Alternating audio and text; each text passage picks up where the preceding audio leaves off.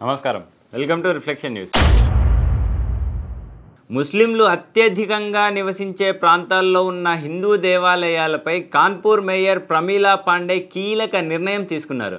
ముస్లిం ప్రాంతాల్లో నిర్లక్ష్యానికి గురైన, నిరాధారణకు నోచుకున్న మరియు ఆక్రమణలో ఉన్న దేవాలయాలనే లక్ష్యంగా పునరుద్ధరించాలని సంకల్పించారు.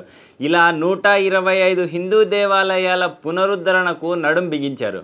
హిందువుల ధర్మానికి మూలస్తంభాలైన దేవాలయాలు చాలా రోజులుగా నిర్లక్ష్యానికి గురయ్యాయని ఆమె ఆవేదన వ్యక్తం చేశారు.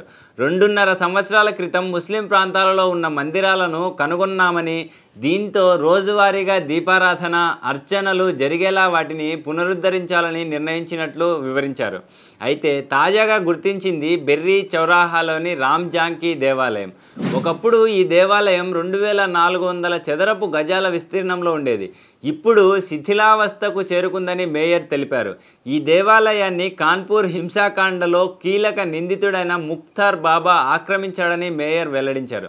ఇంతటి పవిత్ర దేవాలయాన్ని వారు బిర్యానీలు వండడానికి ఉపయోగించారని తెలిపారు.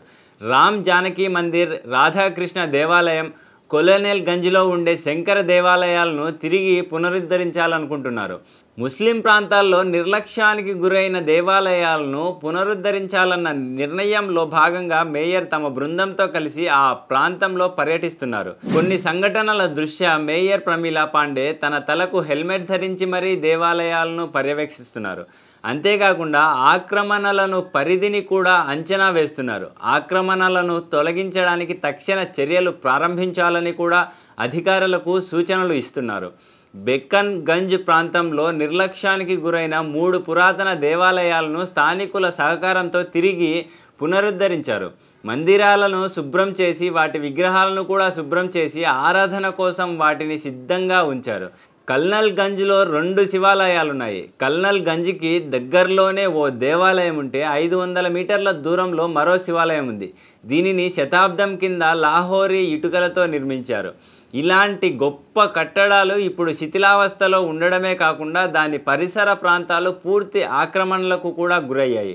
అంతేకాకుండా అక్కడ వాణిజ్య కేంద్రాలు వెలిశాయి. శివలింగం దాదాపుగా లేకుండానే పోయిందని చెప్పుకోవచ్చు. దేవాలయం ఆనవాళ్లు దాదాపుగా మాయమైపోయాయి. దీనిపై కూడా మేయర్ దృష్టి సారించనున్నారు. ఈ సందర్భంగా మేయర్ కొన్ని హెచ్చరికలు జారీ చేశారు. దేవాలయాల విషయంలో ఎవ్వరూ నిర్లక్ష్యం వహించినా, ఆక్రమణలు చేసినా కఠిన చర్యలు తీసుకుంటామని మేయర్ ప్రకటించారు. ఆక్రమణ స్థలాలను తిరిగి స్వాధీనం చేసుకుంటామని కూడా అధికారికంగా తెలిపారు. దేవాలయ పరిసర ప్రాంతాల్లో ఆక్రమణలు చేస్తే మాత్రం ఇకపై సహించబోమని హెచ్చరికలు పంపారు. ఇలాంటి మందిరాల్లో అతి కొద్ది రోజుల్లోనే నిత్య అర్చనలు ప్రారంభమవుతాయని చెప్పారు. ఆక్రమణలు తొలగించడానికి బుల్డోజర్ చర్యకు కూడా వెనకాడనని కూడా తేల్చి చెప్పారు. నగరానికి ఉన్న ఆధ్యాత్మిక వారసత్వాన్ని నిలబెట్టుకునే బాధ్యత మన చేతుల్లోనే ఉందని అన్నారు. దానికి గాను ప్రభుత్వం పూర్తి సానుకూలమైన చర్యలు చేపట్టడంలో ఏమాత్రం సంశయించదు అని ఘాటుగా హెచ్చరించారు. జై హింద్.